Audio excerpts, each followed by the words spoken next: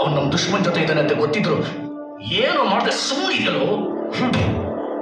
ನೋಡು, ಶತ್ರುಗಳ ಜೊತೆ ಬೇಕಾದ್ರೂ ಸಂಧಾನ ಮಾಡ್ಕೋಬೋದಂತೆ, ಆದ್ರೆ ನಮ್ಮ ಜೊತೆಲೇ ಇದ್ದಂಗಿದ್ದು ಶತ್ರುಗಳ ಜೊತೆ ಸೇರಿರೋನ ಅಲ್ಲೇ ಹೊಡೆದಾಕ್ಬೇಕಂತ.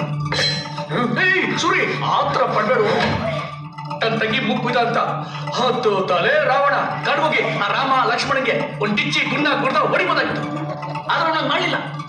ಸೀತೆ ಟಚ್ ಮಾಡ್ದ. ಯಾಕೆ ಯಾಕೆ ಅದೇ ನಿಂಗೆ ಗೊತ್ತಾಗೋದಿಲ್ಲ ನೋಡು. ಎಲ್ಲ ಕಾಲದಲ್ಲೂ ಅವ್ರವ್ರ ಹುಡುಗಿರೇ ಅವ್ರ ವೀಕ್ನೆಸ್. ನೋಡು, ನಿಂಗೆ ಏನ್ ಮಾಡ್ಬೇಕು ನಾನು ಹೇಳ್ತೀನಿ. ಇರು ನಾನು ಮಾತಾಡ್ಕೊಂಡು ಬರ್ತೀನಿ.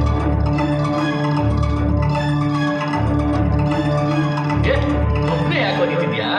ಅಣ್ಣ, ಅದು ದೊಡ್ಡನ ಹತ್ರ ಮಾತಾಡ್ಬೇಕು. ಅವ್ರ ಹತ್ರ ಮಾತಾಡ್ಬೇಕಿತ್ತ? ಅದೇ ನನ್ನ ಹತ್ರ ಹೇಳ. ಅಂದಂಗೆ ನಮ್ ಸೂರಿ ನಿನ್ನ ಹತ್ರ ಅದೇನೋ ಕೇಳ್ಬೇಕು ಅಂತಿದ್ದ. ಥೂ, ಅದ್ ಹೆಂಗ್ ಕೇಳೋದಪ್ಪ, ಕೆಟ್ಟ ನನ್ನ ಮಕ್ಕಳು ಸಮಾಸ. ಇವ್ರ ಜೊತೆ ಸೇರ್ಕೊಂಡು ನಾನು ಇನ್ನೂ ಅದೇನೇನ್ ಮಾಡ್ಬೇಕು. ಸೂರಿ ಅಣ್ಣ ಏನಂತ ಹೇಳ? ಅದು ಅದು ಥೂ ಕೇಳಕ್ ನನ್ಗೆ ನೀನ್ ನನ್ ಬಗ್ಗೆ ತಪ್ಪು ತಿಳ್ಕೊಬಾರ್ದಪ್ಪ. ಇದ್ರಲ್ಲಿ ನನ್ನ ಪಾತ್ರ ಏನಿಲ್ಲಪ್ಪ. ಅದು ಎಲ್ಲ ಅವಂದೆ. ನೀನು ಅದ್ಯಾವುದೋ ಒಂದು ಹುಡುಗಿ ಜೊತೆ ಓಡಾಡ್ತಾ ಇದ್ದೆ ಅಂತಲ್ಲ, ಅವನಿಗೆ ಅವಳ ಮೇಲೆ ಆಸೆ ಆಗ್ಬಿಟ್ಟಿದೆಯಂತೆ. ಅವಳು ಅವನಿಗೆ ಲವರ್ ಆಗಿರ್ಬೋದು, ಅದೆಲ್ಲ ಬೇಡ ಅಂತ ನಾನು ಎಷ್ಟು ಹೇಳಿದ್ರು ಅವ್ನು ಕೇಳಕ್ಕೆ ನಡೆಯಿಲ್ಲ.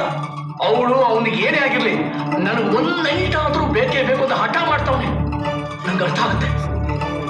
ಮೋಸ್ಟ್ಲಿ ಅವಳು ನಿನ್ ಲವರೇ ಇರ್ಬೋದು.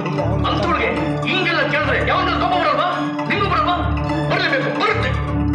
ಆದ್ರೆ ಆ ಕೋಪ ನೀವು ಎಳ್ಳು ಮಾಡ್ಕೋಬೇಕು ಅಂತ ನಾನು ಹೇಳ್ತೀನ. ನೋಡು, ನೀನು ನಾನು ಹೇಳ್ದಂಗ್ ಮಾಡ. ಬರ್ತೀನಿ, 2 ನಿಮಿಷ.